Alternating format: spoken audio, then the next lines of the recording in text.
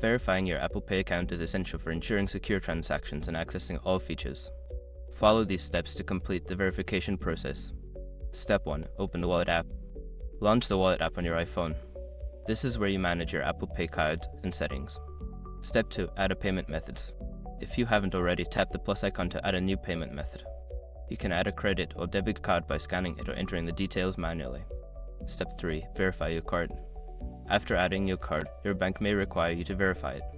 This can be done through a text message, email, or phone call. Follow the instructions provided by your bank. Step 4. Enter verification code. Once you receive the verification code, enter it in the Wallet app when prompted. This confirms that you are the authorized user of the card.